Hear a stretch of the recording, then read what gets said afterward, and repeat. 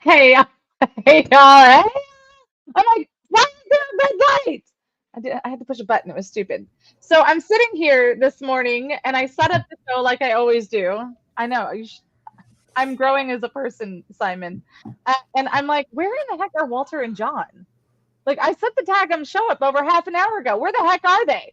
And then I'm sitting here and I send them a text message, and John responds with, I'm not really sure how to do that, but I haven't gotten the link yet. And I was like, you haven't gotten the link yet? Yeah, I got the link. You sent it out earlier than usual. But I did go into destinations on Facebook to make the connection. It's showing I'm connected to StreamYard. So I don't know what the deal is. It's on my end, it said that you had to do it on this end. Like it I, makes me do it every so often for the other one. So I don't know. We'll figure it out. We'll figure it out. Select We're overcomers. destinations. I don't. It is terribly choppy. Who's terribly choppy? Facebook page. Connect to Facebook. Let's see. Tech is needed. Agreed. We should go to TexasFullyLoaded.com, click on hashtag We the People Work so we can get some better tech support. Check it out. It says, let me go ahead and share my screen with you. Zoom. All right, hang on a second. I'm going to show you what it says to me. It's Mimi's birthday. Happy birthday, Mimi. We love you. Check it out. Keep right fighting here. For Webb County. Right here. John Boucher, connected.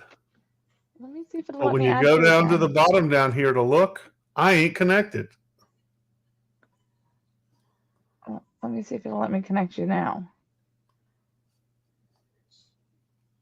Yeah, it says it can't access because when I try to reconnect on this end, it keeps saying that I don't have permissions on your page. So maybe you just need to give me permission so that I can.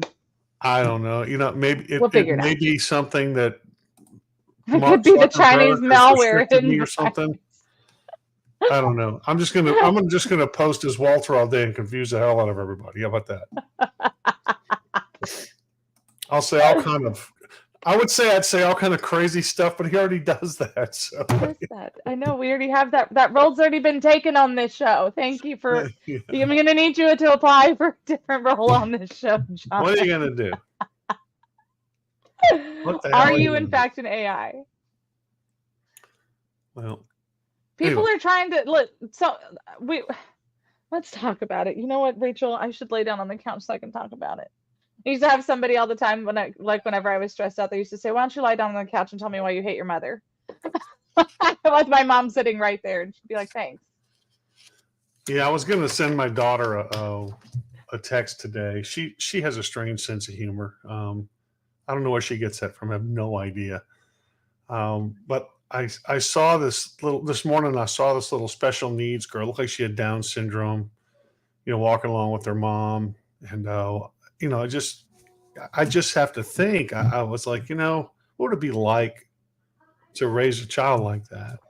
Yeah. And I was going to send my daughter a text message, say, I saw this little special needs girl who obviously was mentally challenged walking with her mom, and I wondered what it would be like to raise a child like that. Then I remembered I did. Have a good day.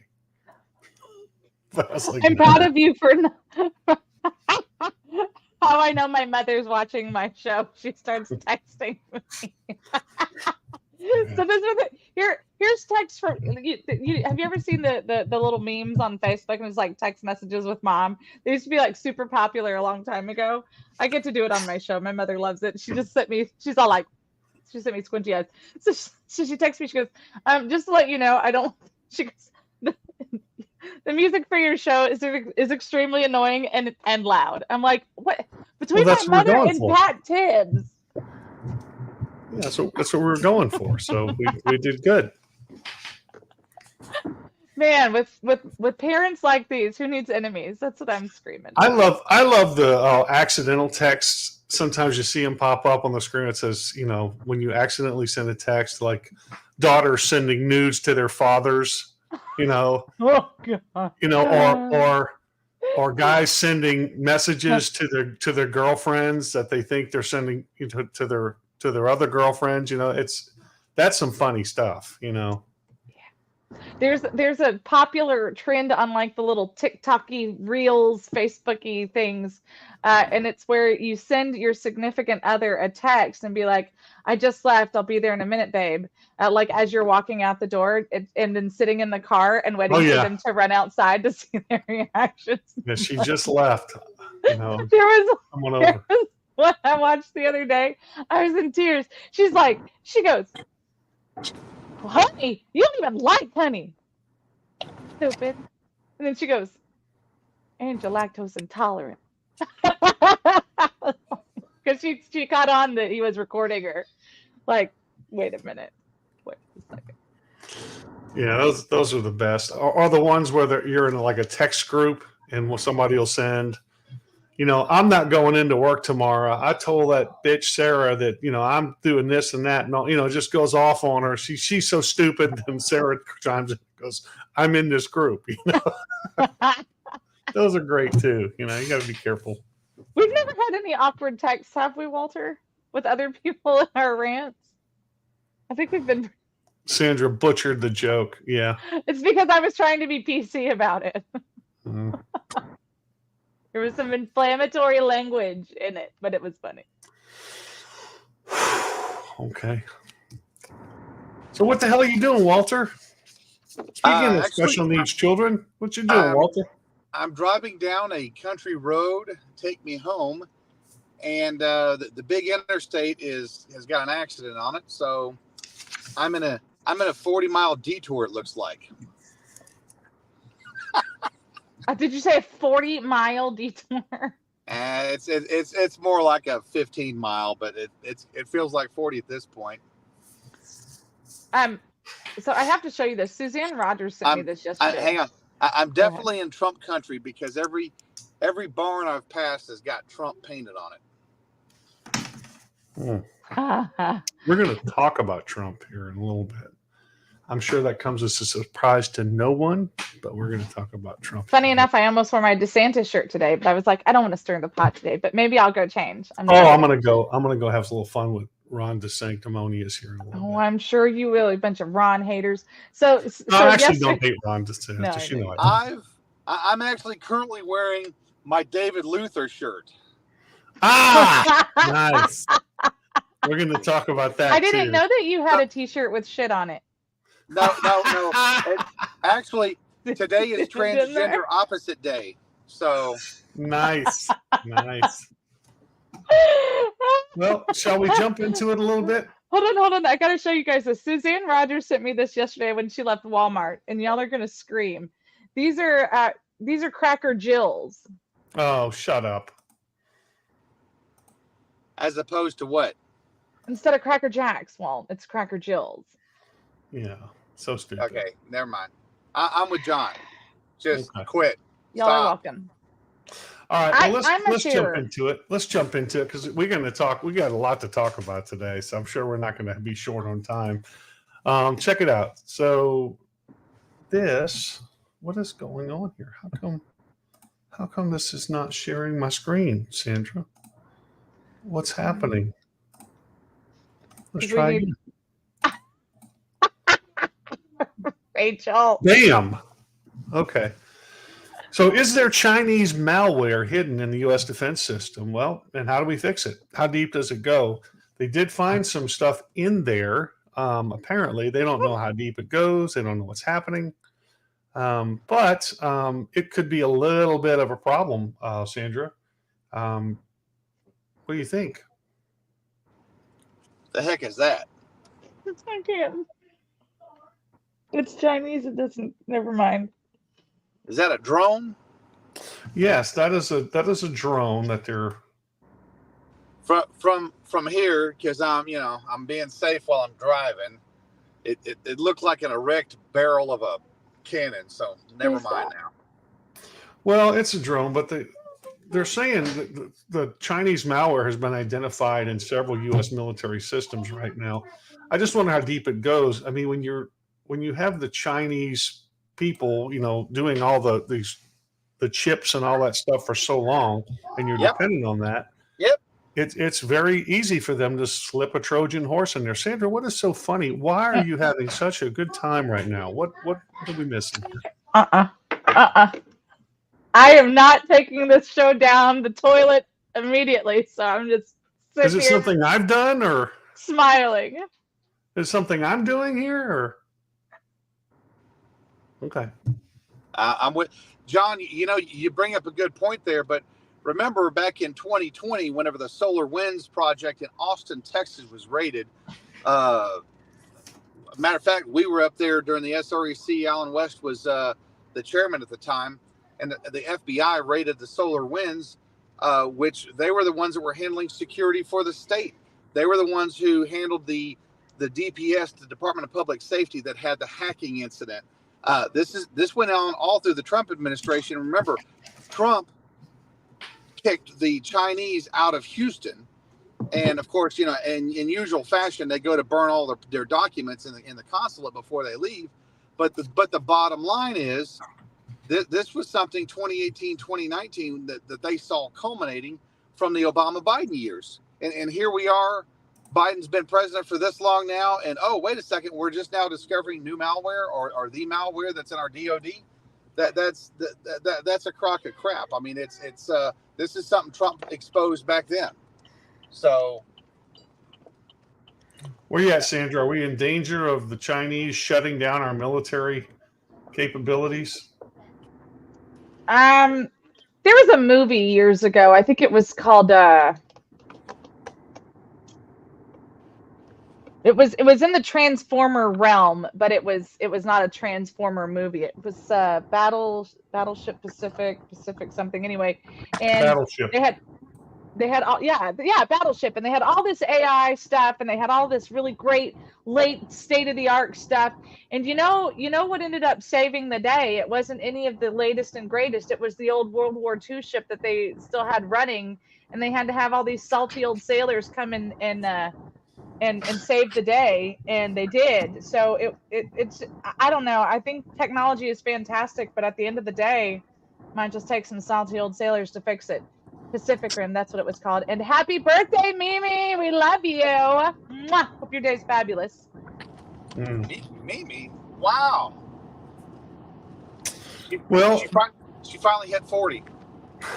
Well, the Chinese are definitely on the move across the globe, as we know. TikTok has been a major issue. A lot of states taking it off of their computer systems, government programs having it removed, because that too is a Trojan horse. It's not just a Trojan horse, but it's an indoctrination system where they just dumb down our youth. And over in China, from what I understand, that it's more educational. It's a better product. But now they're talking about taking TikTok and launching a U.S. online goods shop, like an Alibaba on steroids. I'm sure it would compete with Amazon. I'm sure it would have a big impact on the economy. And why not? It's already on everybody's phone. So they got the nose of the camel under the tent. So now here they come with a bunch of cheap goods out of China to really undermine our economy. So you got to give it to the Chinese how brilliant they are. You know, Ancestry.com, the DNA section of them is owned by the Chinese. Mm-hmm. So every dumbass that said, hey, I want to find out how much African I really got in me, sent their DNA off to the Chinese. And not only do they have your identity. How much African have you had in you, Walter? What's that? Nothing. The Chinese, they literally, they've got our DNA. They've got all of our personal information. The TikTok frozen. Look at Sandra, how she's frozen. Yeah, the TikTok indoctrination stuff is literally, I mean, that's just because Americans are dumbasses. You know, discipline your kids and put them out in the forefront. You know, my kid's sitting at number 19 out of 750 kids in his class right now. You know, but whenever you tell your children to put this stuff and you let them put it on their phones and that's all they do all day long, that's what you're going to get. So the American public's got culpability in this also. Yep. Well, and I'm laughing because what's the latest craze that everybody and their mother has right now? Temu. And what is Temu? I mean, they're not even shy about coming from China. It's another online app store, just like what was that other one from a few years ago? Wish and some of the others. And look, I'm not going to tell you that you don't get good deals on it. I don't personally have it. Somebody in this house thinks that he's a freaking spokesperson for it. But when you're a kid and you have a limited amount of income, but adults are doing it too, and you can get headphones that look just like AirPods. Now, in fairness, he's learning quickly that these Chinese AirPods that are fake AirPods do not last as long as real AirPods do. So I think he's on like his third pair. But when you get them for $5, he's like, I don't care. Well, let me tell you, true story. My in-ear monitors that I use when I play music, they're molded. They're about $1,000 or more. 6 drivers. They're very expensive. My bass player in my band uses these that he gets off of Amazon for like $20. They sound amazing. He told me about them. He said you should just check them out. So I went ahead and just ordered a pair, and this is what I use on. They sound great. Yeah. So there's a lot of knockoff stuff. There's a lot of markup stuff. There's a lot of union-driven pricing in our country. I remember the big debate years ago when you had the automotive industry. Ghetto Finger, the guy who was the head of the unions, here was saying, "Well, we make just as good a car as the Japanese do, and we do this, that, and other." And the Toyota factory correctly pointed out, well, our pay is based on incentives, what the quality is, how many cars we turn out. Yours is based on how long you get to stick around and who you know. So it's not the same model. That's why we're doing better. Well, it does affect our products, whether you want to believe it or not. No, it absolutely does. And the other side to it is that like there's all these, especially here in border towns and stuff like that. We have all these little downtown areas. Most of them are owned by Asian influenced people, whether they're Chinese, Filipino, Vietnamese, doesn't really matter. Not all, but most are. And and so what happens though is that what people don't realize is all of these, first of all, it's technically in the United States against the law to buy knockoff stuff if it's got that label on it, but the other side to it is it's a great harboring, it helps harbor and helps push towards human trafficking, and so it's a great underground place for it. And so the funds the stuff is so cheap down there.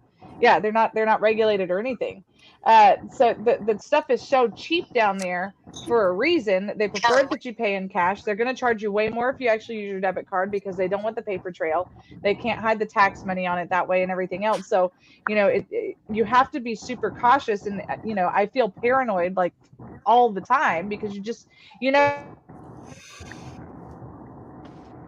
Sandra's frozen again. Okay, she don't have a great connection, so we'll just move on. She'll catch up with us, I'm sure. So Walter, Qin Gang, the Chinese foreign minister. What is going on here? Why is this not? What is up with our show today? It's kind of buggy today. It is buggy today. Let's try again. Bam. Well, maybe it'll pop up. Still no official story about the disappearance of Chinese Foreign Minister Qin Gang, but there is now speculation that perhaps Mr. Gang was selling military secrets. Others have speculated that he was having an extramarital affair with a news personality there, and or perhaps he was just enjoying his cushy lifestyle so much that it raised the eyebrows of the powers that be. Whatever the case is, it's obvious that Mr. Gang is not coming back. He is definitely in a hole somewhere, dead or just tucked away in some little bank prison cell somewhere. What say you?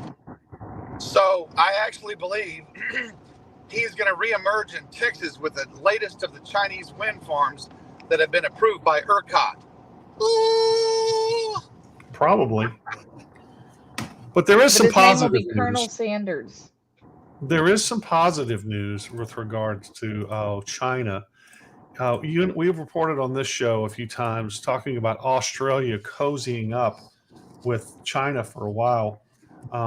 But it seems, the U.S. was ignoring Australia, so Australia was making overtures to China just as a matter of self-preservation. And you can't really blame Australia for that. I mean, look at bumbling Biden in the White House, screwing over all our allies across the globe, showing weakness. But now Australia is changing course and is working closely with the U.S. to increase its presence in Australia. The U.S. has also committed to help Australia with its guided missile program. So perhaps this is a quid pro quo, maybe so. But the timing of this is really interesting, as Biden's corruption, Hunter and Joe's corruption, is starting to spread all across the globe, even in the legacy media. So maybe Australia, you think they're hedging their bets and they're hoping for a leadership change in the U.S.? Maybe that's on the horizon? That actually could be. I've got some friends whose kids are being stationed in Australia right now, so there's some joint military activities going on. If you follow Sky News out of Australia, that's their right-wing media. They've got a lot of good stuff they're putting on. To be honest with you, they've been following the Jason Aldean story pretty well. They've been following the Biden sacrilege very well. They're just they're basically their version of what used to be our Fox, I guess, is going to be our right side media, or whoever's the best. They've been making some good strides happen. Of course, you know, we saw Australia fall whenever they took all the guns. Littles. Whenever they took all the guns from everybody.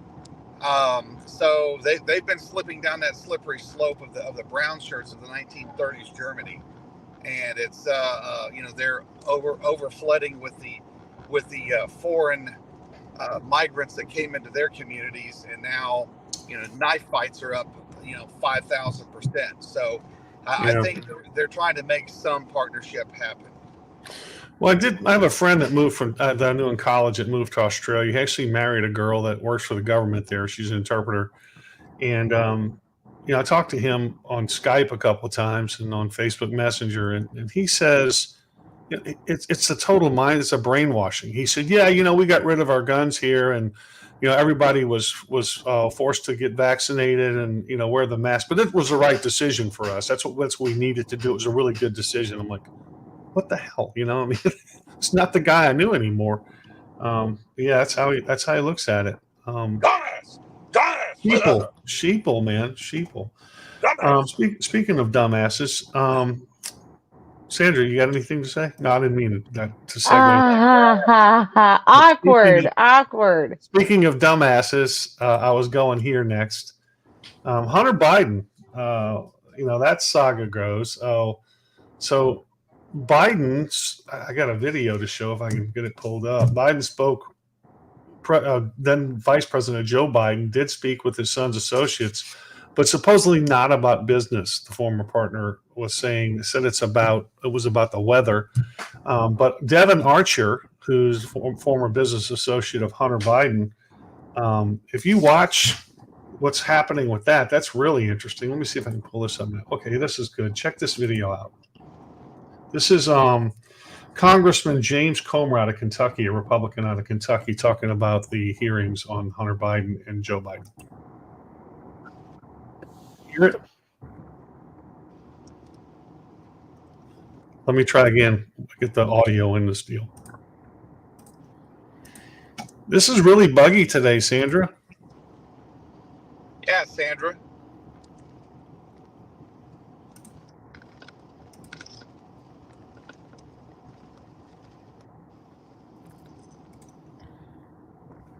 Here we go. We have evidence in this sworn testimony that from a fellow Burisma board member that they were pressuring Hunter to immediately get on the phone with his father and get this stopped. So, wow. You know, the evidence continues to mount. And today we saw Joe Biden has lied to the American people. He knew exactly who his son was getting those millions and millions of dollars of wires from, and he spoke to them, and he spoke to them often. Okay, what he's talking about is the Burisma deal, the energy company in the Ukraine, when Hunter Biden and apparently was dealing with this corrupt energy company over there, and he was on the payroll. So he got Joe Biden on the phone with that company. What year was that? What's that? What year was that? What year? I don't know. Yeah. A couple of years ago. No, 2020. Vice President. Remember, Vice President Biden. Okay. And so Biden apparently went to the Ukraine for the purpose of forcing the termination of the prosecutor pursuing this energy company that was paying his son.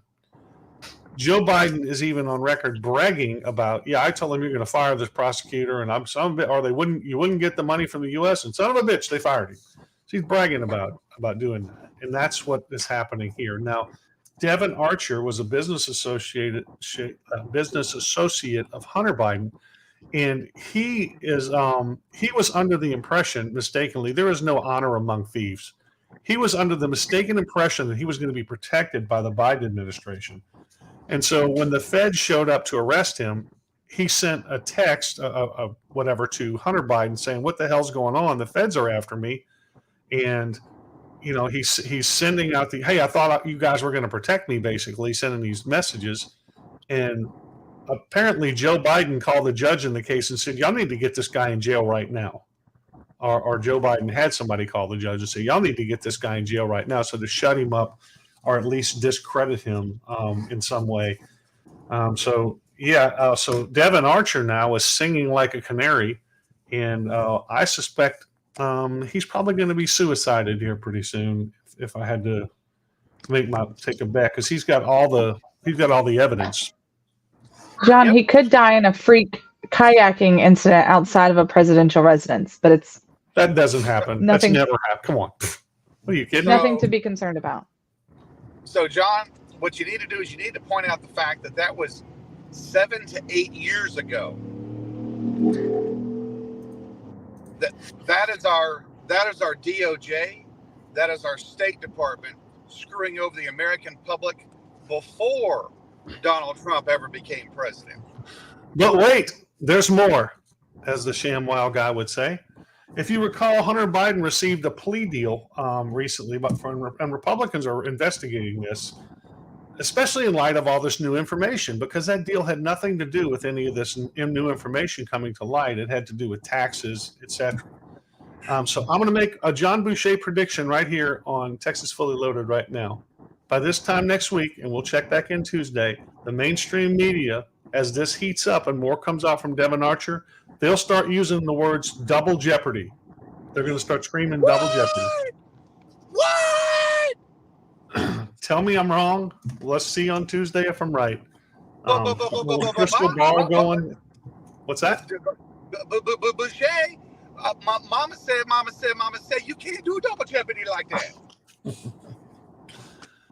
I'm telling you, that's what's coming Tuesday, the double jeopardy.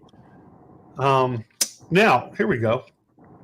Now, in the midst of all this, Donald Trump says, you watch what they're going to do now. And Donald Trump's got his own crystal ball, because he's right. He said they're going to indict me again just to take the attention off of what's going on with Joe and Hunter.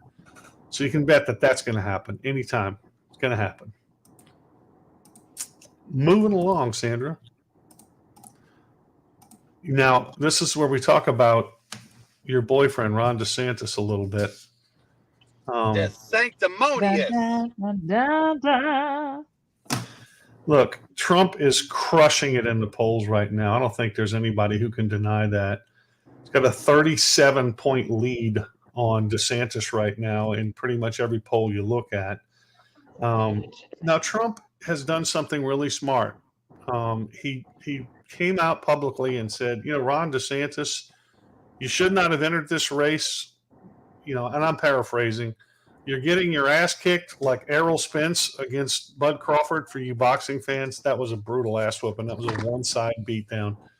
Why don't you step back and run in 2028, and let's unite the party in 2024 so we can take back this country. So ball's in DeSantis's court. We'll see what he does. I think he should accept the olive branch and help Trump. Accept the olive branch from the guy who was literally slamming him and calling him every name in the book before he even announced, like 6 months before he even announced. Yeah, that's just about it. I would do that as fast as somebody stepping back from Tony Gonzalez when Tony Gonzalez went public as saying, anybody who ran against me, you're going to get drowned in the pool or some crap like that. Okay. All these people are freaking bullies. Well, then he should continue ahead just how he's doing, lose horribly, and ruin his chances for 2028. Great idea. Well, but wouldn't it be good for him to get moving forward to try and at least run for the vice presidency seat? Maybe that might be a good move too. That might be a good move too. Run for vice president. And that could be what he's doing. But the nice thing is Donald Trump made the statement about uniting the party. So I hope that he puts as much energy into that dumbass vice president he used to have that's running a very failed mission as a traitorous, white-headed cotton ball. That's not my concern. Yeah, well, I mean, that's well, and that's the whole problem. That needs to be our thing. Pence is not our concern. Pence is not our concern, but he's a placeholder. Yeah, look, Donald Trump. Look, he is boorish. He can be a bully. He can just run his mouth about it. You can say all that crap about him, but you know what? He's still the best president I think we've ever had in my lifetime. That's true. Why is he not I don't denounce that. Why is he not talking about Tim Scott, Nikki Haley? Why is he not going after those folks? Well, because DeSantis is the biggest threat for sure. But yeah, well, he's the tallest pygmy right now. I mean, he doesn't have a chance. Yeah, but the problem is that people like Haley and Christie and all these other jackasses, they're taking votes away from the two true people who have an actual shot at becoming the presidential nominee for the Republican Party. So essentially what they're doing is they're the ones that are screwing over the party. They're the ones that are bringing this one world BS into this crap. And instead of us being able to truly, battle out between two decent Republicans, we're having to deal with all this low-hanging fruit that's just taking away votes. Look, they're not bringing anything to the party. And if he really wants to unite the party, he's got to do something about that stupid, what's her name? Ronna McDaniels. That's how he's going to freaking unite the party. But if you believe that DC is the cesspool that you think it is, you want somebody that has the ability to go in and clean it up. You don't want a choir boy going in there. You don't want, look, I liked Ted Cruz at one point. I really thought he would have been a great president. But when I really, in the final analysis, looked at it, I know. When the final analysis looked at it, I was like, he's going to get there. He's going to be dealing with the rhinos and the Democrats and the mainstream media and big tech. He's going to be a lame duck. He's not going to be able to get anything done. And then forever, for the next 10 generations, are going to point at the failed administration of that conservative and say, this is why you shouldn't elect conservatives, because they can't get anything done. So I would rather Trump go in there and clear out all this garbage and get rid of as many of these people as he can before we run a Ron DeSantis to come in and be the adult in the room. Just my opinion. Anyway. Well, I don't know. I just don't think that he can. I think it's toxic to say that he's the only person that can fix this. Someone with a large plunger. It's too toxic. You're right. But hey, you know what? If we didn't have Donald Trump, we'd have never known about the corruption of the alphabet mob in D.C., all the alphabet agencies. We'd have never known about just how far gone the mainstream media was, just how deep the collusion is in the deep state between the supposed Republicans and Democrats in D.C. We'd have never seen all that. They would still be playing the WWE Championship Wrestling thing where they turn the cameras on, they fight each other, just like the Remy video I showed, Hey, we're okay. Dinner. You want people to die. Hey, dinner at 5. I just needed a soundbite. We'd have got more of that. Yeah. So Trump really exposed all that, and I'm grateful for it. And the fact that they were so freaked out in 2020 that they rigged an election in plain sight, and we still have people denying that they still think at 3:00 in the morning. All these zombies came out and voted for Biden, and he got 81 million votes when this guy really couldn't fill up a minivan at any of his events, is astonishing to me, number one. It's made me lose a lot of respect for some people. And it makes me understand how precarious the situation in this country is when something like that can happen and everybody and such a large percentage of the population will just close their eyes and refuse to believe it. That's got me kind of freaked out a little bit. Anyway. Moving along, speaking of horrible people and stupid ideas. So Biden has launched. You have to take a commercial. Okay, take the commercial. We'll come back to this, okay? Let's take a commercial, and then we'll come back to some dumbassery with Biden. How does that sound? I just saw what time it was. I was like, we should do that. All right, we'll be right back.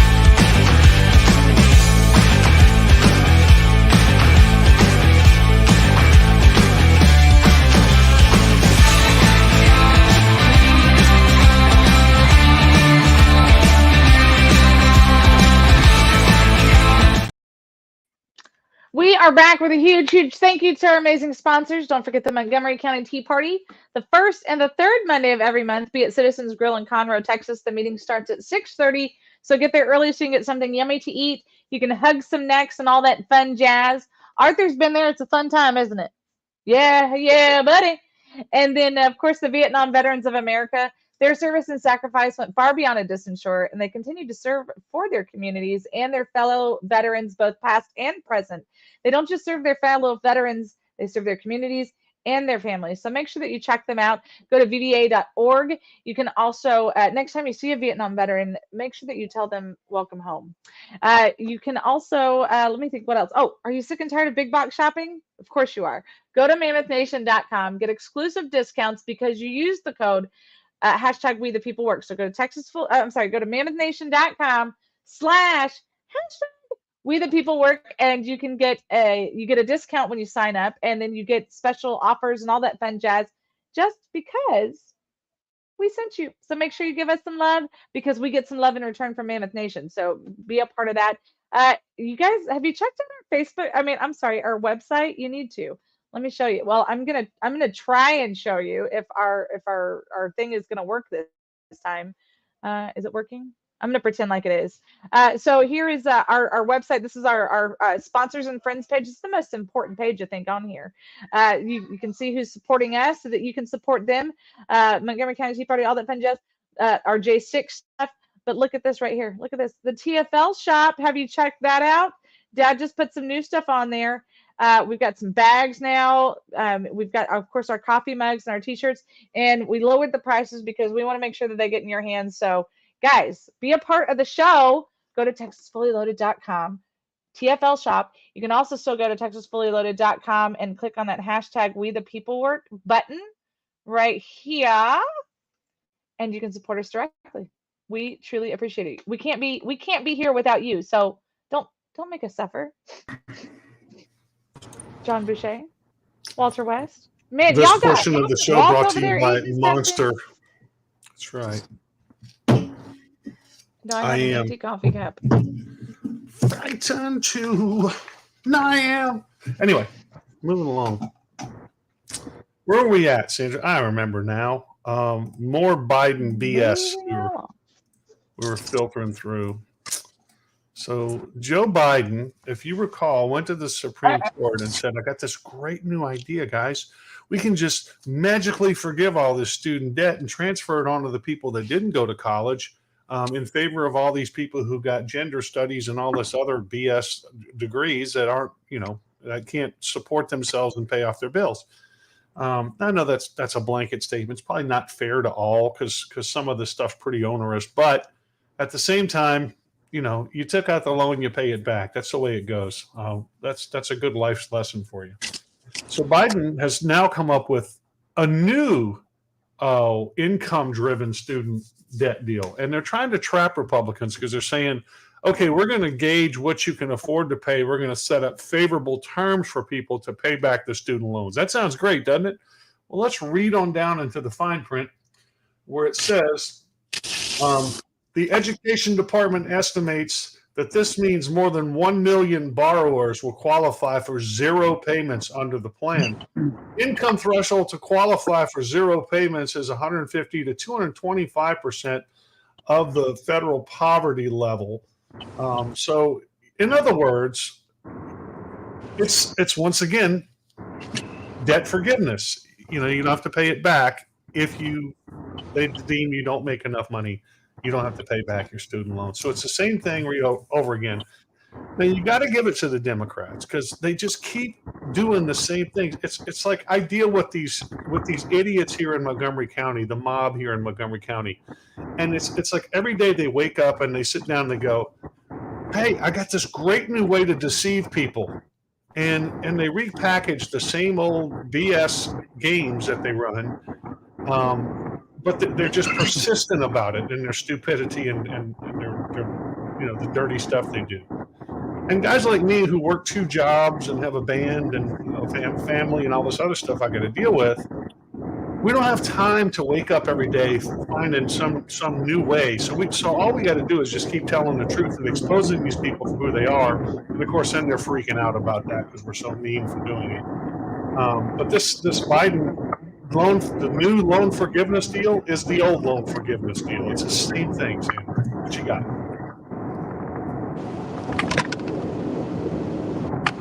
Sorry. No, I think that's the whole thing. Simon, I saw a thing on Facebook this morning and I actually laughed out loud and it said, I figured out how to pay off all of my debt. It's very simple. Die. So I was like, wow, that's apparently not. That's interesting you bring that up. We're going to talk about that one. You just made me remember something. John's like, but wait, there's more. So let's come back to the die thing. Once we muddle through. Let me muddle through the national stuff, and then we will get back to the die thing. Okay. So, not surprisingly, Sandra, and Walter, a lot of these states and businesses are starting to hire back people who refuse to take the jab. New York health system invites back employees fired over COVID vaccine mandate. If the headline will eventually pop up here. Yeah, there you go. Now, why are they doing this? Are they doing this out of the goodness of their heart, Sandra? No, they're doing this because they're getting their asses handed to them in courts all across the United States, which are saying not only do you have to hire these people back, but you have to pay them back pay. So they're trying to avoid this train that's coming at them from all the unjabbed who are suing in courts all across the United States to get their jobs back and to get back pay for being unlawfully terminated for refusing to take the jab. So what do you think, Sandra? Well, I mean, I don't really. My wife has decided to turn the TV up on 40. They should have never been fired in the first place. It's happening all over the place. It's fine. Yeah, they should never been allowed to fire them in the first place. And I get it. Like people, the workplace is supposed to work itself out and X, Y, and Z. But at the end of the day, what they did was if you were not required to have that jab when you were hired, they can't fire you for refusing to get it now. I mean, that's ridiculous. And so I'm glad. I think they absolutely should have to pay back pay to everybody that they fired unlawfully. Well, what do you think? And then look at the people that took the jab and have all these problems now, and now they're starting to sue for what happened. So they broke down, and there's a lack of confidence in the medical community. There's a lack of confidence, a damn lack of confidence in government. There's a lack of confidence in policy, a lack of confidence in laws, Congress, the Senate, the people that push this jab. I don't care what side of the aisle you were on. All you did was put poison into people's veins, and that's right. Let me go ahead and put the disclaimer before Facebook does on the medical misinformation. The medical misinformation of how many healthy teenage to adults that are now just all of a sudden getting a sudden cardiac arrest in the middle of a game. I mean, we're talking 40-50% rise. I may be off by 10 or 15%, but it's never been this high ever at the time when everybody records everything. So, well, look at LeBron James's son. You're not allowed to ask if he was, about any of that stuff. But that's funny. Based on LeBron's tweets, he was fully vaccinated. Well, hey, not just that, but that's funny because to go see his game, you had to be fully vaccinated and show your card. So, what's that butthole doing now? I mean, what's he got to say about that? Mm-hmm. Well, I'm sure it's just a coincidence, and there's nothing to see here. It's not related. You got prepaid season tickets, but you can't get into the seats that you own for that season because you can't prove you got the jab. And now he's saying, "Oh, my son shouldn't have to prove he got the jab when he almost freaking died." No, he did. He said LeBron came out and said his son was fully vaccinated at some point a while back, and then the heart thing happened, and everybody starts asking the question. They go, "You can't ask that. It's none of your business." Well, you already put it out there. He is fully vaccinated, so we already know. It's an 18-year-old kid has a massive heart attack. It's but not you guys normal. keep forgetting Pfizer pays for all of the. That's LeBron James's bad case of the dumbass. Whenever he puts advertising and healthcare over his son's life. Well, that's exactly it. That's exactly where I was going with that, Walter. Pfizer pays for all of the freaking sports, so of course they are. They're paying for all the music shows. You cannot turn on anything without saying Pfizer, Pfizer, Pfizer. So they have to protect the brand. He didn't just try to kill a nation. He tried to kill his own kid. That's exactly the point right there. Well, look, I think just stupidity is what did that. I don't think he was purposely trying to kill his kid, but he's just not very smart. I didn't say he was purposefully trying to kill his kid. I'm saying his trying to defend the drug companies and his NBA lifestyle almost killed his child, and he doesn't have the wherewithal to say, you know what? We were freaking idiots. Yeah, and we should have done this. We certainly agree with that point. Now, we on the show bemoaned the ties between, we talked about Thomas Jefferson warning about the central bank being so dangerous. China has started doing electronic currency and really made the banks part of the government there, controlled by the government. And we think, man, they're stupid. That would never happen here. Anyway, let's talk about Chase Bank. Chase Bank has gone full political on us. They are now, if you're critical of certain things that the government is behind, like COVID, the gun industry, if you remember a few years ago, Walter, J.P. Morgan Chase came out against the gun manufacturers, etc. So Chase has started shutting down people's accounts over people if you're critical of the COVID vaccines, if you're publicly critical. Isn't that real comforting? So find another bank. I know I will. So there's that. Now SB 19. Go ahead, Walter. Look at J.P. Morgan Chase. Look at all the debt that was bought up in the 30s during the Great Depression by J.P. Morgan. Look at how many Texas towns fell to J.P. Morgan Chase debt. Well, I'm going to tell you, this is a good transition into Texas because I'm happy to live in Texas when I see things like this. SB 19 has told Chase banks and other banks that if you discriminate against guns, gun manufacturers, gun owners, etc., you will not be privy to any state contracts. Now, one of these state contracts that J.P. Morgan was trying to get was this huge, if I can find it, multi-billion. Texas generated $315 million in fees alone. Yeah, there was some huge contract they were trying to get that they're bidding on, but they would be ineligible under SB 19. So thank you, Texas lawmakers, for passing this law that pushes a wedge between politicization of banks and your money, where you're storing your friggin' money. That's a good thing.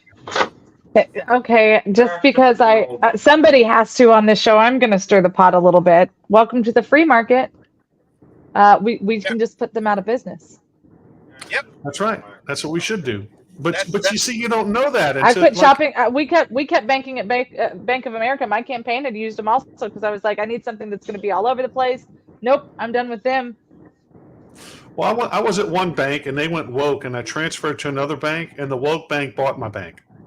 So it's hard to find that one, especially once you get all entangled with mortgages and all kind of other crap. Trying to untangle all that. Now I have some accounts at Chase right now that I'm going to move for sure, and I got to find a place to put them. Might go Wood Forest or something locally.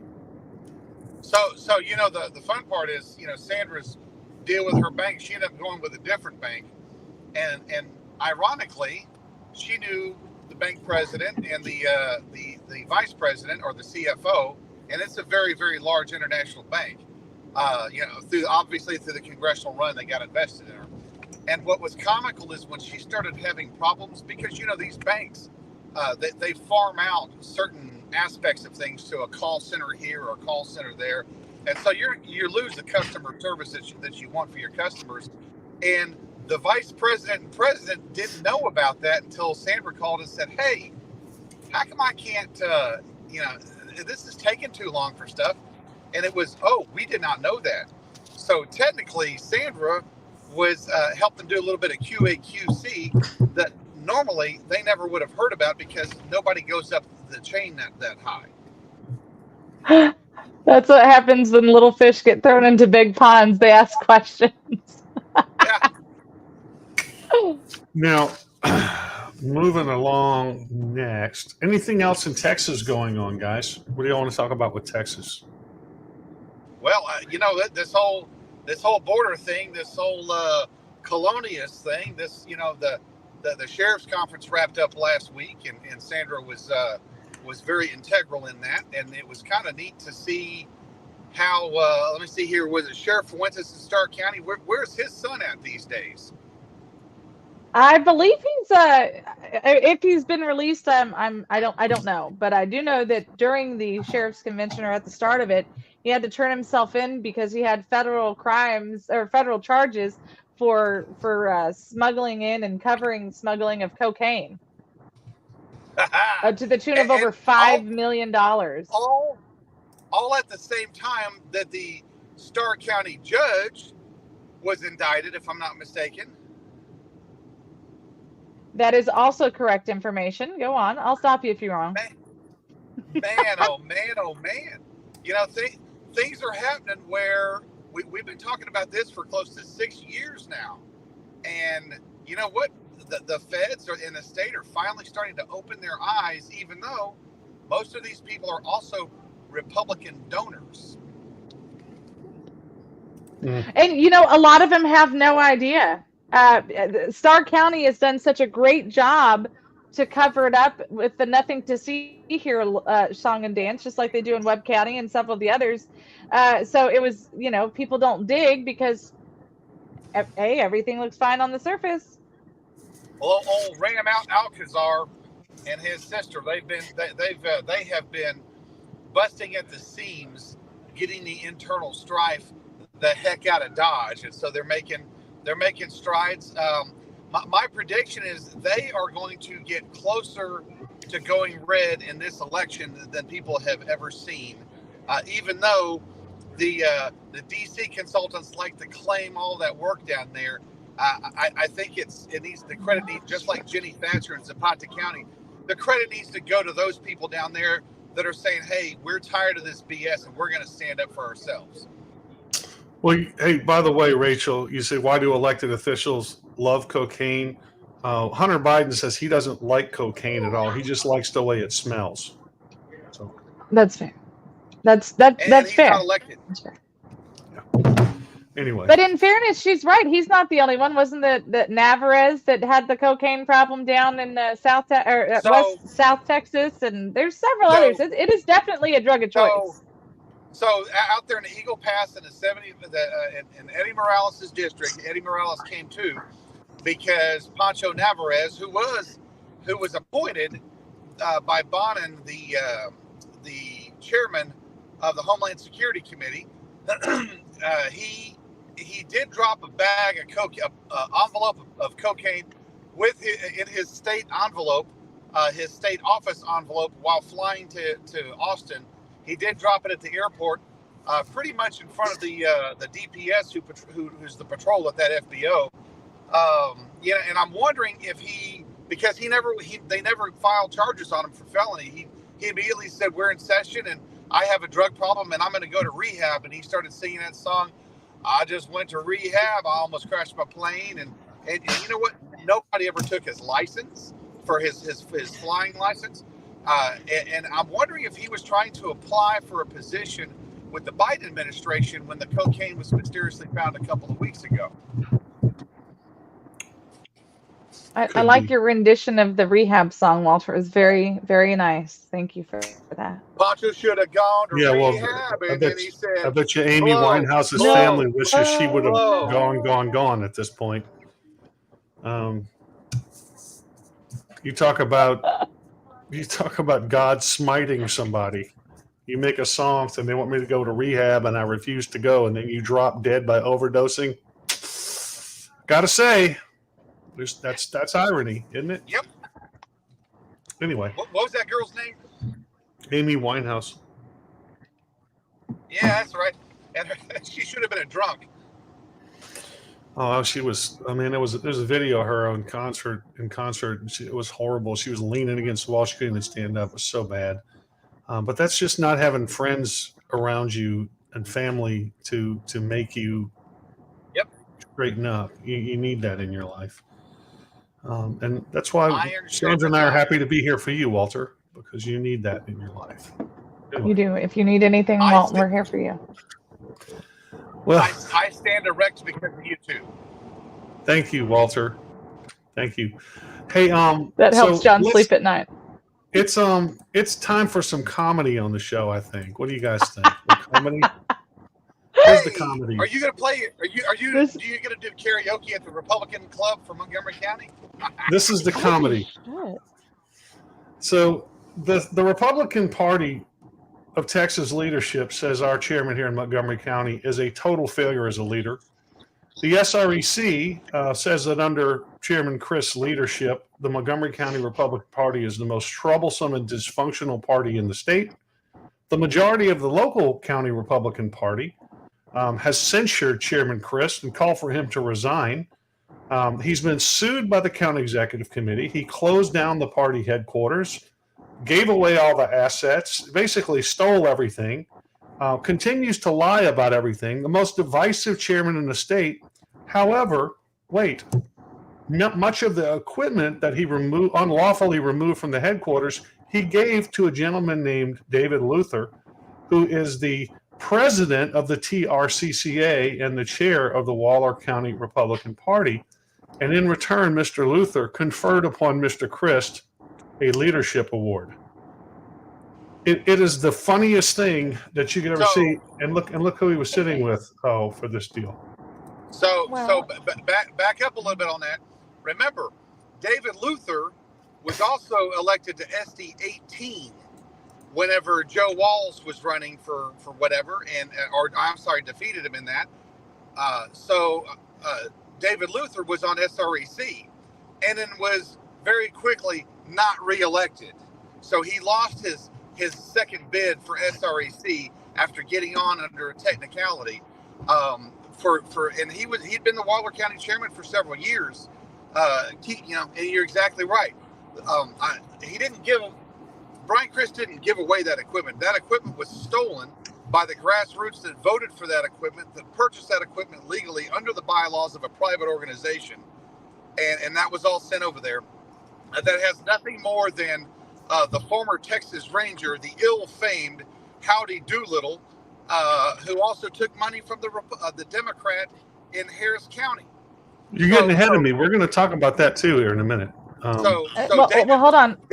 David Luther, literally, his penance was to create this stupid. Whenever he was elected after David Covey stepped down, keep in mind, David Covey was all aware of what was going on in Montgomery County. And he was a part of what was going on down in Montgomery County. And he continues to be that part now that he's trying to run from it, since he's running for Dade Phelan's seat as controlled opposition. You're going to find all of this stuff come out under your Texas for Lawsuit Reform, and all of the garbage that Weekly Dick or the Dick Weeklies of the world have created in their fan base and the people who accept their money. Freudian slip. Well, you mentioned earlier that you can die and avoid debt. Walter, here's something you didn't know. Breaking news on the show. When Dr. Wilkerson believed that I was going to win the county chair, he went and signed a contract, a long-term contract for a copier lease that was tens of thousands of dollars. He was going to try and saddle me with that. And then when I didn't win that race, he ended up saddling Chairman Christ with it. When Christ shut down the headquarters and stole all the equipment, the copier ended up missing, and there's a lease that was being paid on that by the party the whole time. So the party reached out to Brian and said, "Where's our copier?" And he said, "I sent it back to the company that we're leasing it from. It's over with." Well, okay. Well, now they just recently sent Brian a letter because it's been sent to collections. Brian turns around and sends a correspondence back to the leasing company saying, "That's not my responsibility. Wally Wilkerson signed that contract and he's passed away. So now you need to contact Charles Shirley, who is the treasurer of the party." So Brian, situational. Whoa, John, do you realize that? So Charles Shirley is the treasurer of the party. Is that right? Well, that's what Brian says. That's what I'm saying. He toggles back and forth. He says Medved's the treasurer. But now when the heat comes down, he says Shirley's the treasurer. But here's Brian's problem in the trick bag that he's in, and I want to see how he's going to get out of this. On the one hand, if he says, yes, the party still has the copier, then he's the chair. He's responsible for it, right?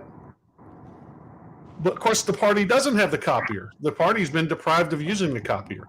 On the other hand, if he says, I don't have the copier, I don't know where it is, well, then we have to file a police report because our copier's been stolen. Yep. So either way, this is going to get into courts finally because the leasing company is forcing this thing into the courts, which is great John, because the party John, wants to be in court on this John, because Brian needs to be held accountable. Go ahead. John, would the party quit paying for these dumbass attorneys that are going nowhere and finally file the damn criminal charges of theft? Because that's felony theft. I've been saying to file for the past several years. Find somebody who will take that charge.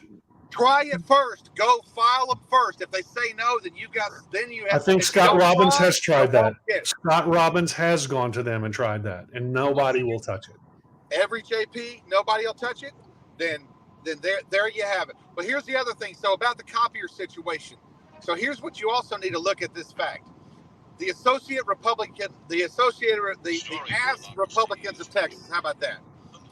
I call them this thing that Wally Wilkerson started has been going on for about a decade. This is not only Montgomery County.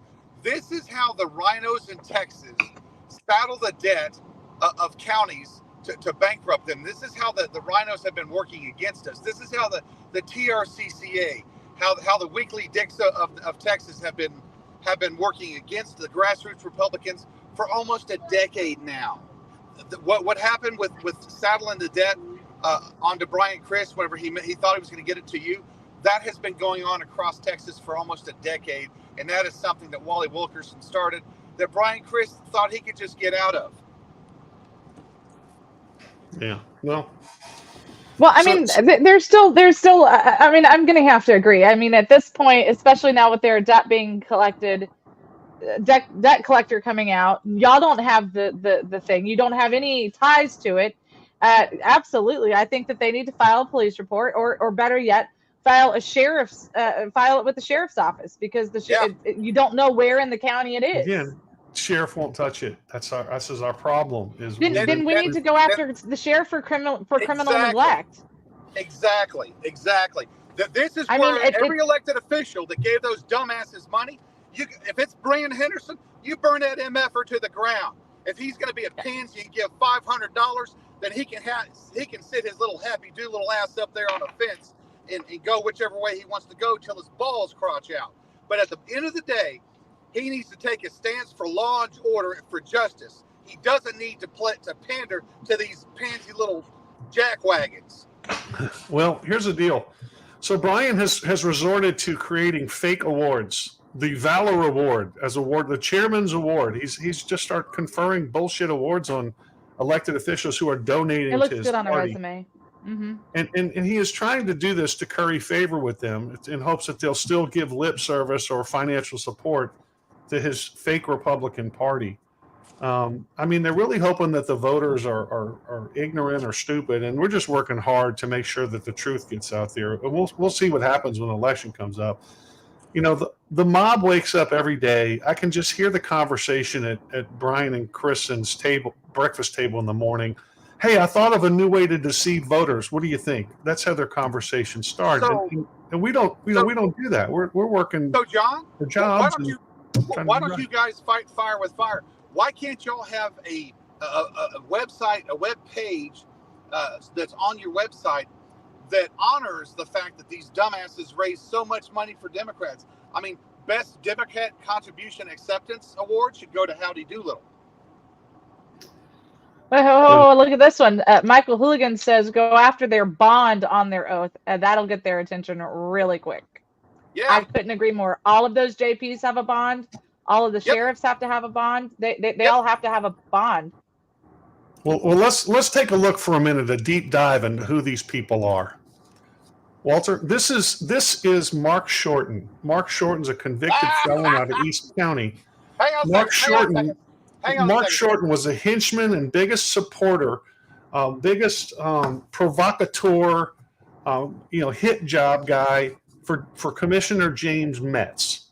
Okay. James Metz was one of the biggest financial supporters for Brian Christ to get him elected county chairman. Brian's one of his handpicked officers in his fake organization is Jamie Metz, James Metz's son, which helps him coordinate all of this stuff. This is who these people are. Wesley Doolittle was another hand-picked member of Brian's little cabal on the CEC. Now, he recently resigned to run for sheriff, but his number one donor right now is Jason Rabelais, a Democrat out of Harris County. Who's Wesley Doolittle?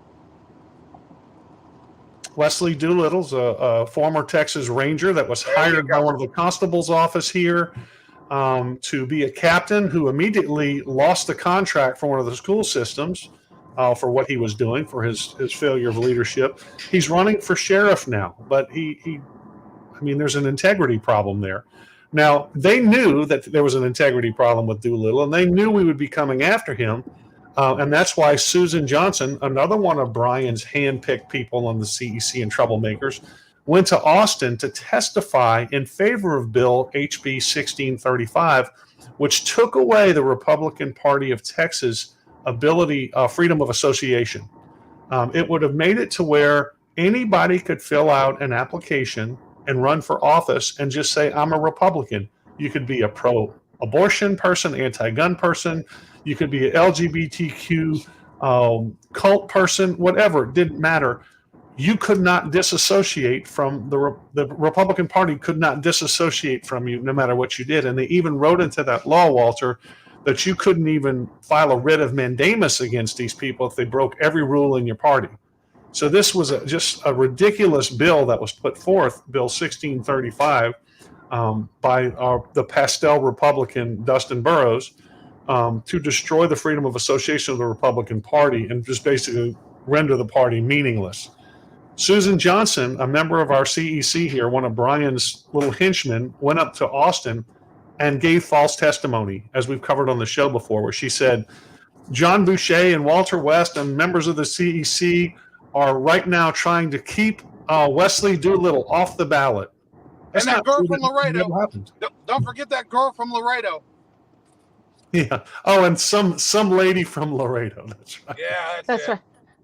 The silent nobody here. What's unopinionated. BS, Rachel? You're saying BS. I don't understand. Anyway. Yeah, so that's who these people are. Boom! The party rolls don't mean anything to these grifters. Yeah, exactly. So I was talking with someone yesterday. This is funny. I wish I'd have seen this coming, but I didn't. Somebody called me the other day and said, Charlie Riley's going to have a challenger for commissioner next time. And I said, well, as long as it's not Brian Dawson. And I kind of laughed and they go, yeah, that's who's running, Brian Dawson. So then I was like, oh, interesting. That's interesting, because let me tell you what Brian Dawson has been. Brian Dawson is the guy that they send into the race to help Riley win. He has controlled opposition. Last time he got, I think, 11% of the vote or something. He ran 13% of the vote, something really small. And the reason, and what they do is the good old boys know that they can win in a runoff because their people just go vote because they're stupid mostly. They just show up and vote for good old Uncle Charlie, and they don't care. And it's hard to get most people to take time off of work and go vote again in the race. So the turnout in these runoffs is really low and then increases their chances of winning. So they stick a stalking horse in the race to run around and pretend like they're a conservative, to make a little bit of noise and go against Uncle Charlie. And then they get into the runoff and Uncle Charlie wins by a slim margin. So they're running this game out again, apparently. And somebody said something yesterday about, Jennifer Eckhart almost won that precinct 2 race. And before that, Greg Parker damn near beat Charlie Riley. I hope we get a good candidate. And then they said, but you watch, if they run, you're going to see Brian Dawson get in the race. And I was thinking, I didn't say anything out loud, but I was thinking somebody already told me Dawson is saying he's running. So they're already they've run out of playbook, and they're going to keep trying the same plays over and over. We'll see what happens. Yeah. Yep. Yeah. Yeah. And John, it just goes to show that You know, this stuff. Sorry, that didn't give you This is what they're going to do to us during a presidential year, whenever the country is burning. This is how Americanized these people really are. These guys are as good as communists, from Susan Johnson to Brian Christ to his wife. I mean, look at that woman. She's on Facebook. She's lying her ass off right now. She's on Facebook lying about, oh, this was argued, both sides were heard in front of the Supreme Court. That's a bunch of crap. The Supreme Court said, fix your stuff. This is why this is an embarrassment to Matt Rinaldi. Well, she also said Rinaldi denounced the mediation letter that he released. This is why this is an embarrassment to Matt Rinaldi, because they have physically gone in, lied about the mediation that happened, and he eats it. This is dog crap on his lips, and this shows you how much he doesn't care. He checked out whenever he started talking about Brendan Steinhauser coming on. He checked out of the party, and he might as well go home. They might as well just bring somebody else in as the chairman, as a ringer, until it's time for us to have the real battle at convention. Because these morons are the reason Texas is going to lose unless they get their crap together now. Yeah, why have a convention? If you're not going to enforce rules and be a party and not stand up for anything, why even have a convention? You know what? If your laws and your rules are so good, fight it out in convention. Once we get done in convention, we're a unified party, just like the Democrats going out. That's how the Democrats are winning. Once they figure out who the winners and losers are, everybody jumps on the fight. And that's not the case with us. That's why they're talking about bringing a bunch of never-Trumpers in, that even after we won the primary in 2016, they continued to denigrate the American population and American public through good policy. I don't care what he said on a bus with Billy Bush back in 2005. Well, here's the biggest problem, guys, is that the grassroots do come together. We do say this is what the rules that we want, and we're united. But then the problem is we have these jackasses who run the party and who the elected officials who keep winning for some godforsaken reason. Texas Republican and they go, County hey, we really don't care. Association. And thanks for the toilet paper. You know, the secretary for the Texas Republican County Chairman's Association and the TLR, Texans for Lawsuit Reform. Anyone who takes their money, they're a double agent. Who is feeding back? The Texas Republican County Chairs Association secretary is Will Orr, whose wife wrote HB 4636 to turn the county chair into a dictatorial position, to take away the Republicanism model of a local Republican Party and turn it into a dictatorial system where the chair has all of the power over everything. Which would have been funny if you think about if that bill had passed and Brian was sitting on this copier thing, who would he have blamed? You know. Anyway. Maybe they're sitting on the copier taking. Yeah, maybe so. Maybe so. I think your mic is the one that's hot, John, because I muted Walter and I for a second when you were talking, and I could hear the spice in it. It was a little spicy. Okay, well, I turned my mic down. Nope, you're exactly right though, John. I mean, this is why Matt Rinaldi never should have punted it to that dumbass attorney they've got, and I said dumbass attorney, who told everyone we don't want to get in a lawsuit. Well, that dumbass attorney who's good friends with Kim Ogg, the Democrat DA, Soros-funded DA, that should tell you something right there. The Republican Party of Texas is a failed mission until they clean their ranks. John Beckmeyer leaving is probably one of the best things because he's waking everybody up to the fact that a bunch of billionaires from West Texas not only own the party, but now they're trying to decimate the party so they can do their own thing.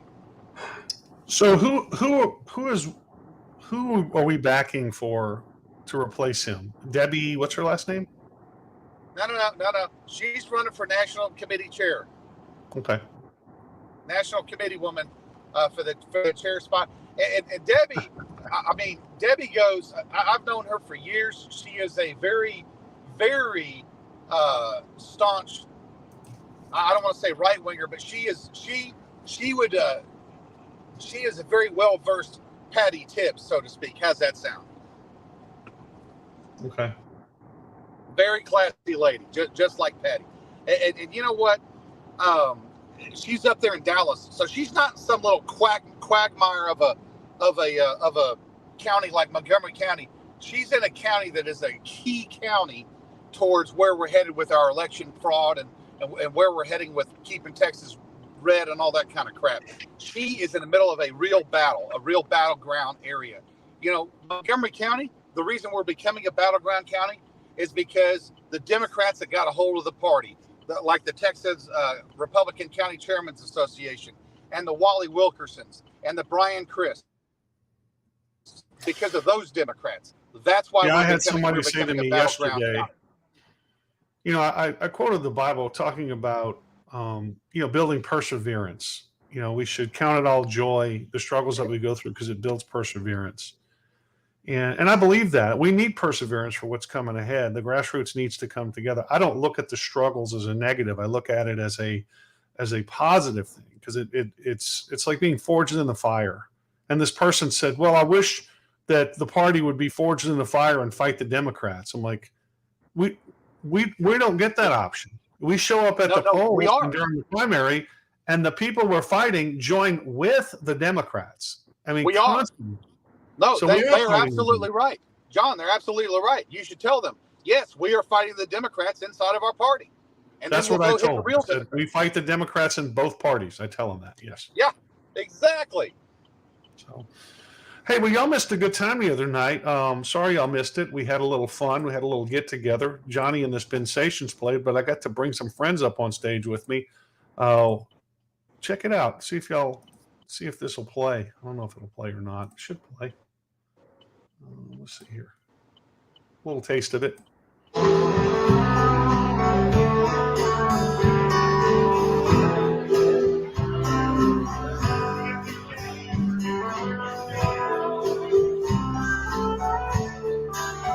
It's not my normal band. I give you a ring, and I promise you things I always thought we'd do. The best thing is to cry through the years, to show my love for you. So there you go. A little fun. Little fun. Not bad. Little country Not music. too bad.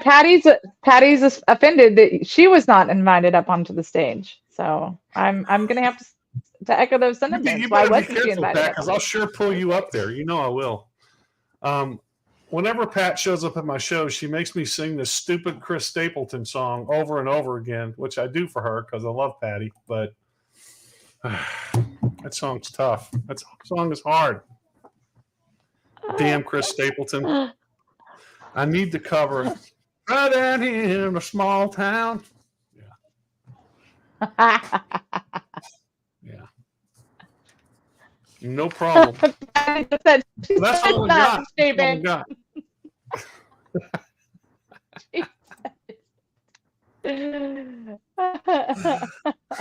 Why?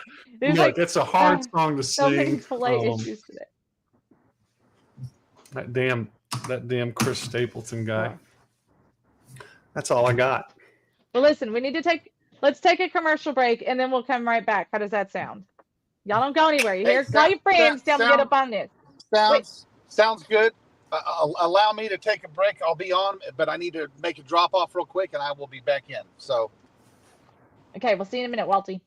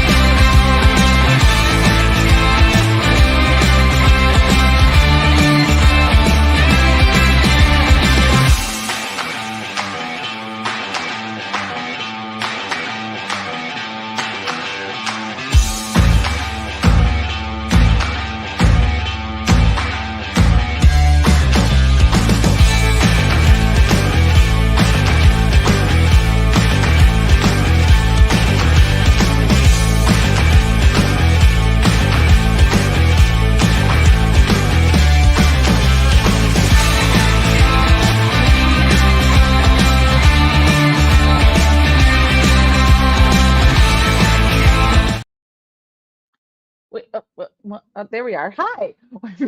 We're back. Pushed the button like 3 times before it finally came up. We're back. A huge thank you to our amazing sponsors, the Montgomery County Tea Party. Don't forget the first and the third Monday of every month. Be at Citizens Grill in Conroe, Texas. The meeting starts at 6:30. Make sure you get there early so that you can grab a bite to eat, hug some necks, ask some questions, and dare I say, get involved. Don't worry, we don't bite hard. And of course, the Vietnam Veterans of America. Your service and sacrifice went far beyond a distant shore, and you still continue to serve your fellow veterans, both past and present, their families, and your communities. Please check them out, Vietnam Veterans of America, VVA.org.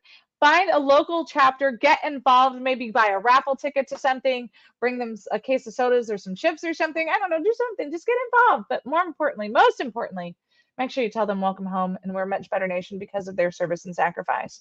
If you're sick and tired of the big box shopping, check out mammothnation.com/#WeThePeopleWork. Make sure you use that to sign up, because if you do, you get an exclusive discount when you sign up. You also get discounts on all of your favorite or new to be favorite brands that are made right here in America by veterans and Americans. So that's where you want to be shopping at, right? And let me show you. So make sure you go mammothnation.com/#WeThePeopleWork. You got to make sure you do that part. Don't forget to check out our Texas Fully Loaded shop. We have some fun stuff here. We're going to start putting some funny stuff up also. So y'all want to get involved. And let me tell you what, these t-shirts are super duper soft. So make sure you get there.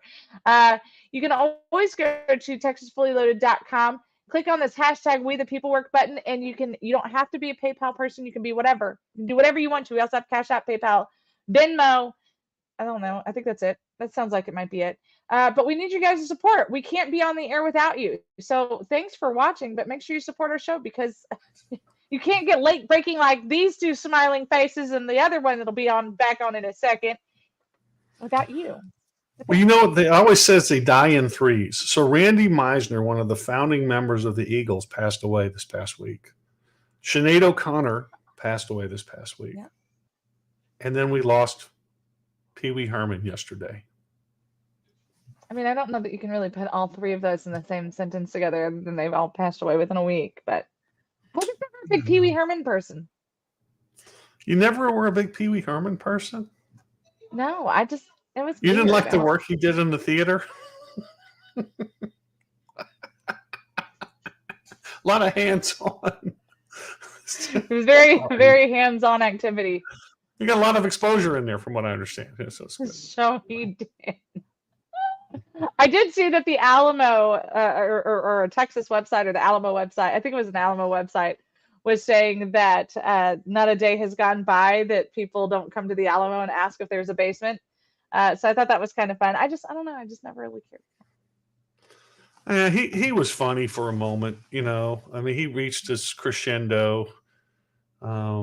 He was an interesting character. He was an iconic character. I mean, Gilbert Gottfried, I never thought was funny either. But everybody knew the voice. You know, it was another one of those guys. You know, he told some joke one time. It was just so over the top, disgusting. It was a story. It wasn't even funny, you know. But people are like, "Oh, it was so shocking," you know. Like, yeah. Anyway, so Pee Wee Herman is gone. You know, speaking of iconic things, do you remember? So, my oldest, my first love of my life, my oldest son, has got longer hair, and so now he started doing this awesome thing where he puts it in like a little thing here in the back, and it's driving his parents absolutely insane. And so yesterday, Manny's like, I'm just going to walk past and just yank it right off, and then we don't have to worry about it. Of course, part of it's harassment, and the other part is like, he looks so cute with his little haircuts. And now he's a big, smelly, you know, almost 19-year-old, and we have to let him do his thing, get his vibe in, if you will. But he said, anyway, the statement was made about, you know, how men with buns or ponytails on the top of their head, they look like trash bags. And he's like, I don't look like a trash bag. I look like a samurai. And then I started laughing, and I said, maybe we should just call him our garbage pail baby. You remember? Do you remember the Yeah, garbage pail kids or whatever they were called? I And do. so I was a little bit younger than the rest of y'all, but I remembered those, and I remembered them in my mind. They weren't creepy at all. No, they were in fact quite creepy, and I didn't realize that until I pulled it up so I could show the kids. And then I looked at Minnie and I was like, they weren't really that creepy, were they? And he's like, that's what made them cool, is they were creepy. Well, and we make fun of everybody for the current generation for TikTok and all the stupid things they do. But in 1975, some jackass put a rock in the box, called it a pet rock, and became a multimillionaire. So That's a fact. stupidity has always been part of the American experience. So, Simon, I was in they fact walk among talking us. about man buns. But They're Alex welcome. said, no, you know who people take seriously? Samurai. And he's like, samurai moms are proud of their sons. Little, he called it something else. I don't remember what he told me it was. I was like, the fact that you know this, that you've researched this enough, makes me not want to be mad at you about it. But in principle, as your mother, get a haircut, you hippie. But both of the boys, but I guess it's the style now, for young boy. Oh, I say young boys, young men, to have longer hair. I called Austin Barry Gibbs the other day. He's got the Barry Gibbs hair. I'm expecting Yeah. a text message from my mother any second now. As long as the hair is clean I and see off my their friend shoulders, and I love Barry Gibbs. Suzanne Rapatoni, precinct chair here in Montgomery County. She's awesome. She put a post up, says, and I said, what about breakfast at Tiffany's? She said, I knew she had, anyway, that Did song she say that actually. she remembered the film? Yeah, well, it's funny you say that, because in college, that You both guy, liked it? I played music with Todd Pipes in college, the lead singer of that song for Deep Blue Something.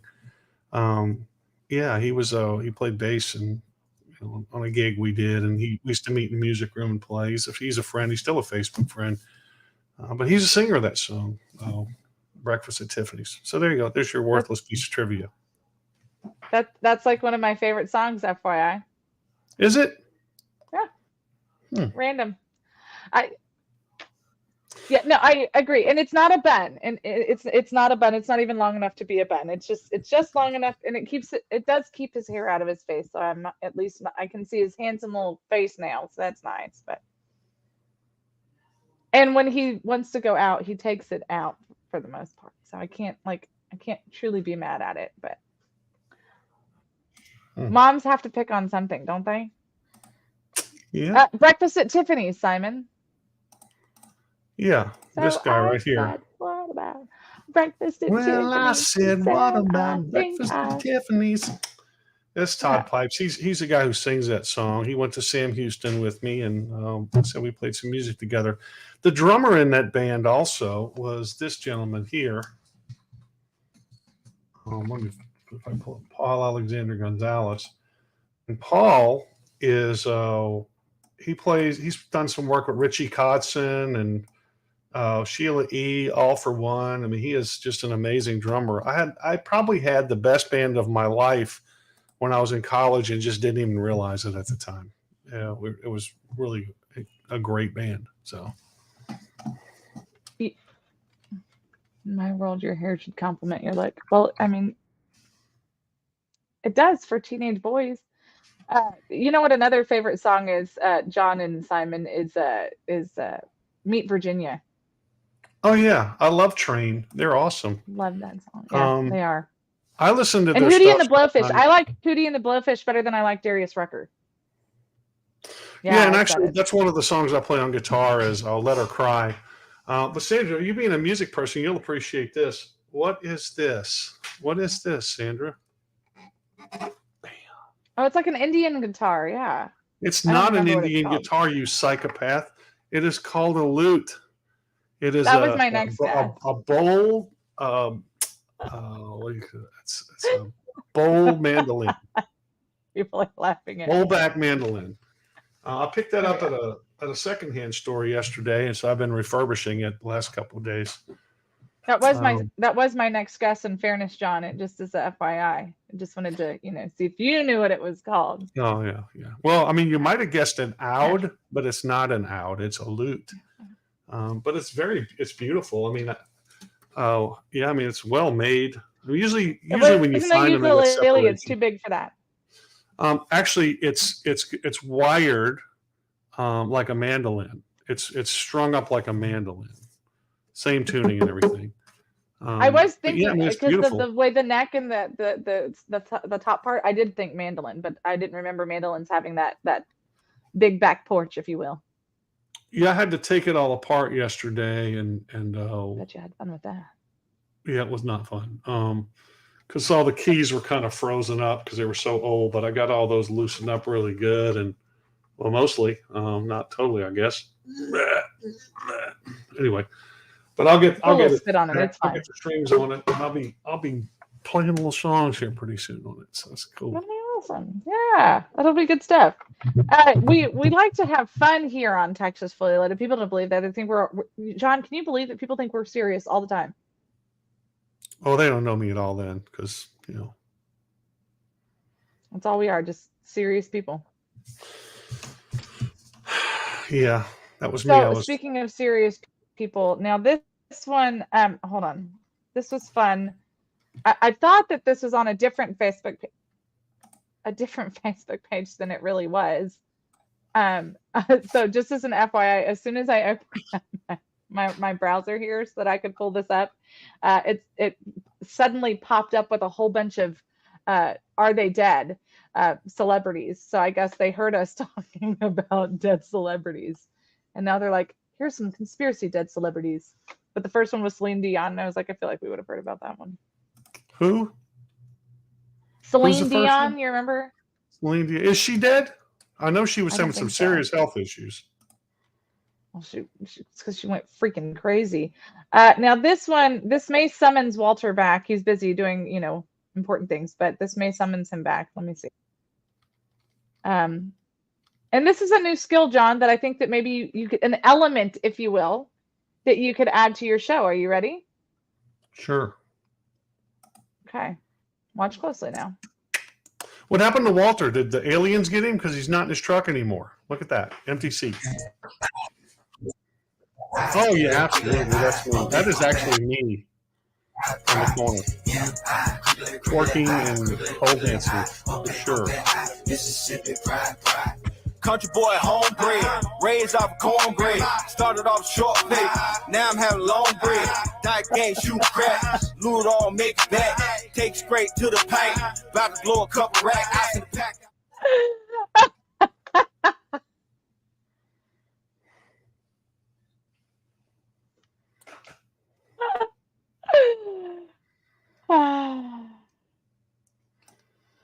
I'm trying to help your show, John. I was right. I think it may have summoned him back. We're gonna find out in just a second. John or Walter, I just showed John the video. I told him he could add it to his show. Is that that pole dance video? Hold on, you muted for some reason. You muted your microphone, pal. So, John, Walter, those are the polls I'm talking you muted about. It. There you go. Those are the polls I'm talking about right there. Gotta be working them polls. Hey, guess what, folks? You gotta love the Babylon beat, don't you? They nail it every time. Family torn between placing Grandpa in hospice or having him run for Senate. He could run for president too, apparently. Oh. Hey, y'all want to hear something fun? Check that picture out. You're about to get run in front of a bus? You're about to be under the bus? Is that what I'm seeing? I am now going to start. I am now going to start transporting illegal aliens across the United States of America. That's right. The bus of bacon will now make sure Joe Biden and Kamala Harris, knee-bound Harris, we will make sure that they get their current delivery of everyone they wanted to sanctify and sanctuate. Why would you do that? Speaking of that. Because your governor's paying for it. Hey, did you guys, Walter? Did you watch the boxing match the other night? Supposed to be the match of the century. Errol Spence, Terrence Crawford. Did you watch that? I did not. Let me tell you, it was a one-sided ass whooping, major beatdown. It wasn't even close. You remember that scene in the movie Hitch, where Will Smith takes the something, he eats shellfish, he's allergic, and his face gets all messed up. Yep. That's what Errol Spence looked like in round one. I mean, Man. Bud Crawford's just nobody to mess around with, dude. Hey, you know what? That's what Brian Chris looks like when he's practicing a debate in the mirror. Yeah, well, Yeah. the state party's going to have to do something about this. I mean, Nope. They're weak. Got They already had their something chance. very Now they important look for like a bunch you. of pansies. Couldn't even remember their own history. 2018. 9 years. 2018, they voted down the same thing. This time, they can't even find their way out of a paper bag. That's painful. They might as well make Brendan Steinhaus the freaking party chairman. Oops, that's going to be taken as an endorsement. Okay, well, whatever. I have some important information to share. go ahead. 9 years What ago you got, today, girlfriend? Simon Lay it opened out the there. door to BSC Insurance office in Lytle. Shut up, Look Simon. at that baby face. You look like a little child there. Baby face. He does. Bless his What are you, little 12 heart. there, Simon? I assure you, it does not. This was. That looks I've been to his glamorous. office multiple times. It is much looks more really glamorous glamorous. now. All the frills. But there was not cookies when I was Back there, it up so a I little feel bit, like we should have Sandra. that Back it up a conversation. little bit. Back it up. This one? Yeah, that one. That. I mean, look at that wall art. Who did your decorating?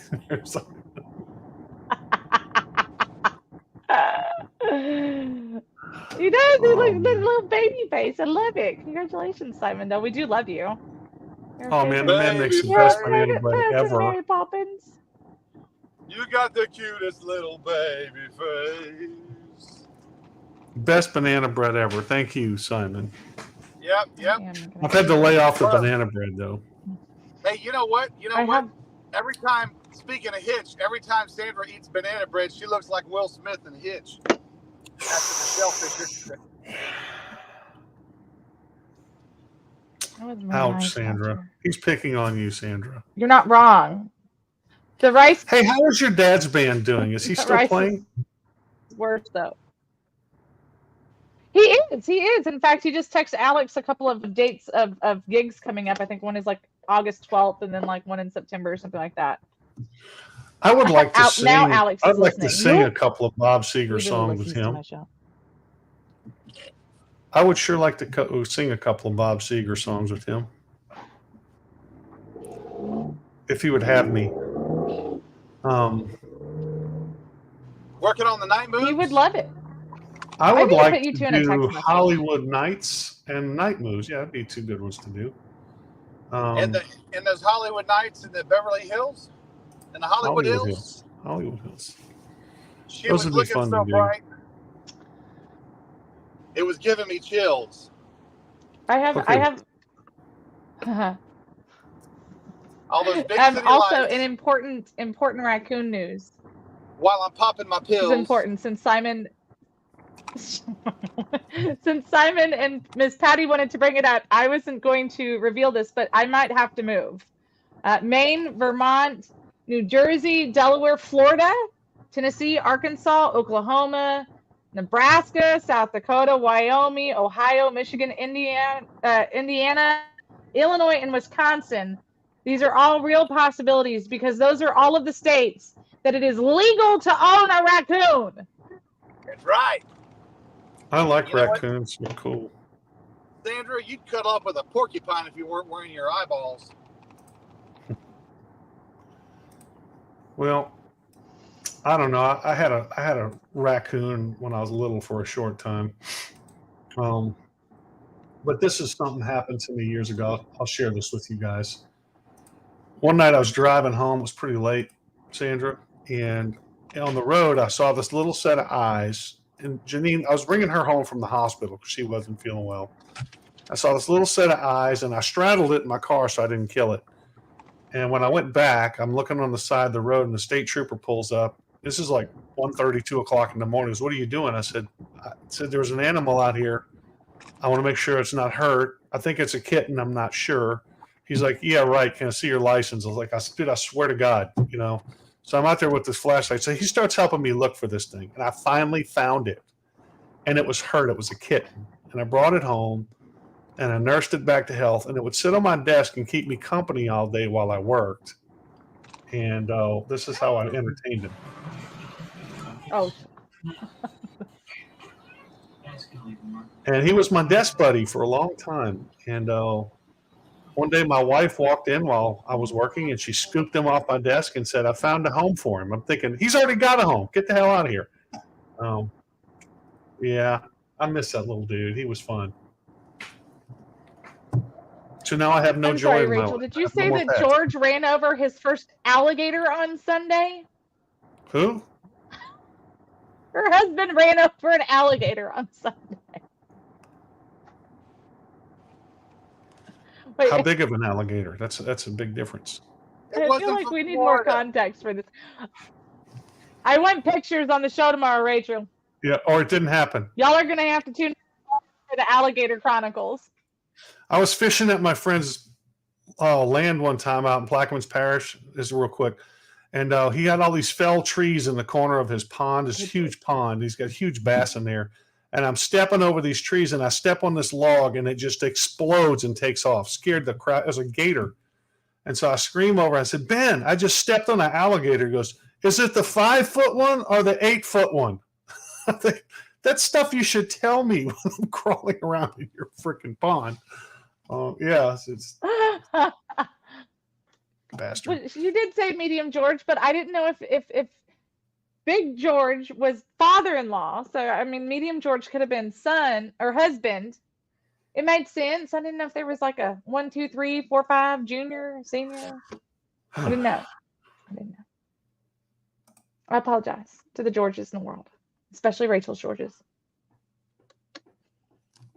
John, I think we're out of time. No! The brutality of the show. We have to go, John Boucher. I need to go check on a raccoon somewhere on the internet, so I feel better. All righty then. We are actually out of time though. So, John, I love you. Thanks for being on. Walter, we don't know where you went, but we love you too. We'll see you guys tomorrow with the raccoon to the gator. What kind of sick person are you, Pat Tibbs? Anyway, I don't think we really know the true Pat Tibbs. I know. I'm concerned. We'll see you guys tomorrow. God bless you guys. Women on Wednesday. Bye, y'all.